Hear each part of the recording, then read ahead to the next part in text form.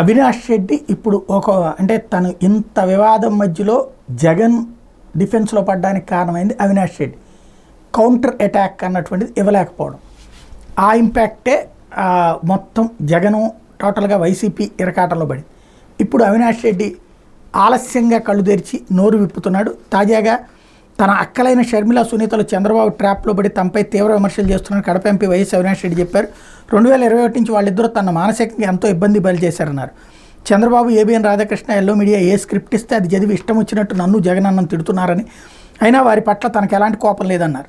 YS వివేకాన్ని హత్య చేశానన్న వ్యక్తిని వాళ్ళు ప్రోత్సహిస్తున్నారని, అతను పులివెందుల నియోజకవర్గ ఎమ్మెల్యే అభ్యర్థిగా పోటీ చేస్తున్నా అతను ఓడించాలని ఒక్క మాట కూడా అనడం లేదన్నారు. హంతకుడు అప్రూవర్గా మారడంతో అతన్నే సోదరుడిగా భావిస్తున్నారన్నారు. వైఎస్ఆర్ జిల్లా లింగాల మండల కేంద్రంలోని అవినాష్ రెడ్డి రోడ్ షో, బస్టాండ్లో బహిరంగ సభలు నిర్వహించారు. ఈ సందర్భంగా ఆయన చెప్పింది ఏంటంటే, వాళ్ళిద్దరూ తను ఎన్ని విమర్శలు చేసినా అదే రీతిలో తాను చేయగలను, కానీ సభ్యతా సంస్కారాల వల్ల చేయడం లేదు. మా నాన్న తప్పుడు ఆరోపణలతో 385 రోజులు జైల్లో పెట్టారు. ఎవరికి ద్రోహం చేయలేదు, మనకెందుకు ఈ శిక్ష అంటూ ఆయన బాధపడ్డారు.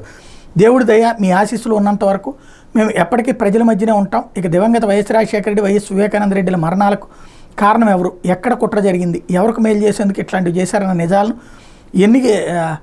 ఎన్ని వేల అడుగుల లోతును దాచిపెట్టి ఉన్నా బయటకు వస్తాయి. అట్లా వైఎస్ఆర్సీపీ ఓట్లను చీల్చి టీడీపీకి లబ్ధి చేకూర్చాలని చంద్రబాబు కాంగ్రెస్ పార్టీకి టార్గెట్ ఇచ్చారు. ఎంతమంది కలిసి వచ్చిన వైఎస్ జగన్మోహన్ రెడ్డి, వైఎస్ అవినాష్ రెడ్డిని ఏమీ చేయలేరు. కొద్ది గంటల ముందే కడప కోర్టు వీరు చేసే దుష్ప్రచారాలను జరిమానా విధించింది. కేసు ట్రైల్కి రాకముందు మీరు ఎలా మాట్లాడతారని షర్మిలక్కకు, సునీత అక్కకు వారి సోదరుడు బీటెక్ రవికి 10,000 జరిమానా విధించింది.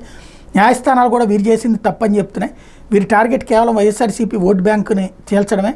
నా నిజాయితీ 100% నిరూపించుకుంటా. ఇక ఈ నెల 13 జరిగే ఎన్నికల్లో ఫ్యాన్ గుర్తుపై ఓటు వేయించి ఎమ్మెల్యే అభ్యర్థి వైఎస్ జగన్మోహన్ రెడ్డి, ఎంపీ అభ్యర్థిని నన్ను అత్యధిక మెజార్టీ గెలిపించాలి. మీ ప్రేమ జీవితాల్లో మర్చిపోలేనంటూ స్టేట్మెంట్లు ఇస్తున్నారు.